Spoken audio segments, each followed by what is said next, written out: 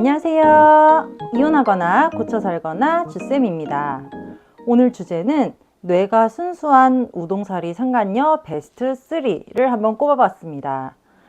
첫 번째는 모텔은 갔지만 섹스는 안 했다는 상간녀입니다. 코로나가 한창 유행일 때 예전에 10시까지만 이제 영업시간 제한이 있었을 때 많이 들어본 말입니다. 10시면 식당이랑 술집이 문을 닫으니까 이것들이 차 안에서 데이트를 하고 대낮부터 모텔에 들어가 있고 마스크를 쓰니까 알아보기도 힘들고 그랬습니다. 그때 참 아내분들이 증거 잡기 힘들어 하셨어요. 불륜남녀 패턴이 저녁을 먹고 야놀자 어디어때 어플로 모텔 예약을 하고 편의점에서 맥주랑 안주 사서 모텔로 들어가고 그랬죠. 어느 아내분이 벼르고 벼르다가 미행을 해서 드디어 남편과 상간녀가 모텔에 들어가고 나오는 동영상을 찍었습니다.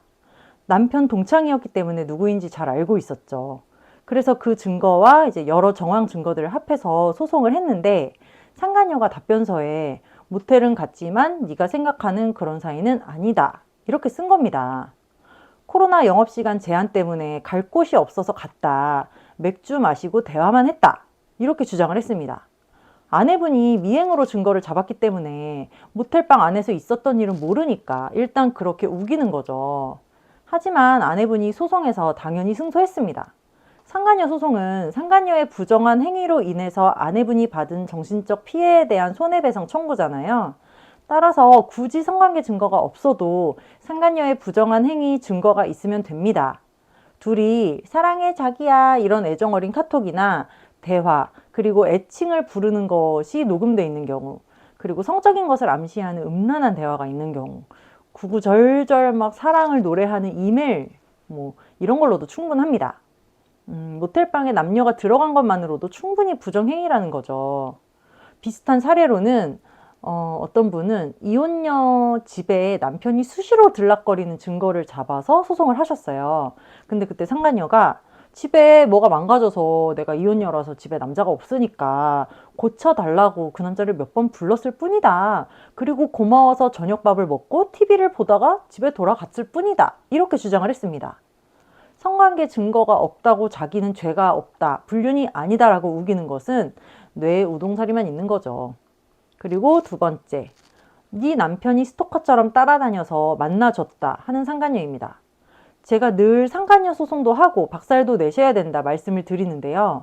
아내분이 상간녀를 찾아가서 앞으로 다시는 만나거나 연락하지 말아라 라고 경고를 할 때 상간녀가 적반하장으로 큰소리치면서 하는 말들이 있습니다. 유부남인지 몰랐다. 나도 피해자다. 속인 네 남편이 잘못이지. 네 남편이나 단속해라. 나는 네 남편 같은 남자 한 트럭 갖다 줘도 싫다. 네 남편이 나를 쫓아다녀서 어쩔 수 없이 만나준 거다. 네 남편 스토커로 나 신고할 거다. 네 남편이 너랑 이혼한다고 해서 만났다. 너 욕한 거 한번 보여줄까? 네가 이렇게 싫다는데 그래도 살 거야? 하면서 일부러 아내분을 약 올리고 수치심을 느끼게 하려고 막 막말을 합니다. 전혀 반성이나 사과는 없고 조강지처럼 우습게 아는 거죠. 이런 여자들의 특징은 지킬 게 없는 경우가 많습니다. 재산도 없고 직업도 없고 자기 남편도 변변치 않아요. 병신 호구 같은 놈이거나 이미 이혼한 거나 다름없이 쇼윈도로 사는 부부이거나 그렇기 때문에 이 여자들이 특별히 하는 말들이 내 남편도 이미 알고 있어 라거나 내 남편한테 알리면 이 남편 가만 안 둘걸? 이런 말들로 또 헷갈리게 합니다. 아내분들이 이런 상간녀를 만나면 이 여자가 보통이 아니구나 이런 년이 다 있나 싶어가지고 멘붕에 빠지시는데요. 그럴 필요가 없습니다. 상간녀가 저렇게 뻔뻔하다는 것은 그만큼 그냥 내 남편이랑 깊다는 뜻입니다. 그 여자가 특별히 악독하다거나 특별히 이상한 여자가 아니라는 거죠. 그리고 이런 경우에는 남편도 이제 아내분을 우습게 알고 맞다 내가 이혼남이라고 속였다. 그 여자도 잘못 없다. 그리고 그 여자 남편이 조폭이라더라. 그만 건드려라. 헤어졌다. 다시는 연락 안 할 테니까 가만히 있어라. 자꾸 그 여자 건드리면 내가 위험하다. 우리 애들도 위험하다. 그리고 그 여자 보통 또라이가 아니다. 자꾸 그 여자 건드리면은 나 회사 못 다니게 한다고 했다. 그럼 무슨 돈으로 애들 키울래? 우리 이혼 안 할 거면은 가정 지킬 거면은 내 직장은 건드리지 말아야 되잖아. 그 여자도 건드리지 마. 이렇게 얘기합니다. 이런 남편의 말에 또 흔들려가지고 아내분들이 소송도 안 하고 아무것도 못 하시는 분들도 계신데요. 그런 거짓말에 절대 속으시면 안 됩니다. 너무 많은 생각을 하면서 쫄면 할 수 있는 게 없어요. 우리는 그저 소송하고 계속 박살내고 가정 지키면서 증거 계속 잡아가시면 됩니다. 세 번째는 불륜이 아니라 성매매라는 상간녀입니다. 진짜 기가 막히죠. 그러니까 아내분이 증거 잡고 소송을 했을 때 그래 나 네 남편이랑 붙어먹은 건 맞다 인정은 해요. 근데 나 돈 없다, 불쌍한 여자다, 장애아이 키우는 이혼녀다 하면서 불쌍한 척을 오지게 합니다. 진짜 반성하기보다는 위자료를 조금이라도 깎아보려는 심산이죠. 그러니까 먹고 살기 힘들어서 노래방 도우미를 뛰었다. 그러다가 남자가 밥 사주고 돈 주길래 밖에서 만난 것일 뿐이다. 말하자면 성매매다. 이렇게 주장을 하는 겁니다. 진짜 기가 막히죠. 자기가 몸 파는 여자라고 지 입으로 얘기를 하니까요. 근데 막 장애아이 키운다는 그 여자가 막 낮이고 밤이고 남자랑 골프도 치고 술도 마시고 모텔도 다니고 그러고 나서 이제 걸리고 나니까 아이를 내세워서 불쌍한 척을 하는 거잖아요. 그러니까 아내분이 진짜 이거 일반적인 상식으로는 이해가 안 가니까 막 혀를 내두르는 거예요. 그리고 또 어떤 상간녀는 자기가 불륜한 게 아니라 성폭행을 당한 거다. 이렇게 주장을 하기도 합니다.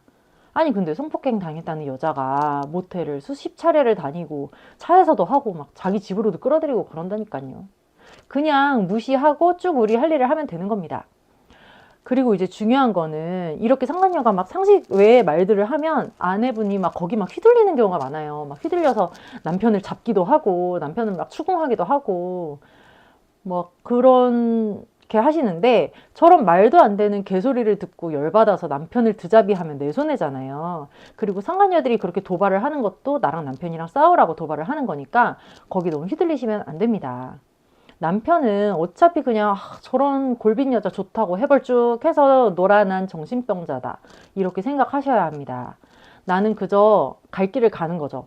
증거 잡아서 소송하고 박살내고 그리고 남편은 그냥 무시하면서 또 내 멘탈 무너지지 않게 하시고 장기적으로는 이제 나랑 내 애들 인생 내 맘대로 이제 살기 위해서 계획을 세우시면 됩니다. 네, 여러분 이거나 거거나 카페에 오셔서 경험자들끼리 사연도 나누고 위로도 했으면 좋겠습니다. 여러분 안녕. 다음 시간에 또 만나요.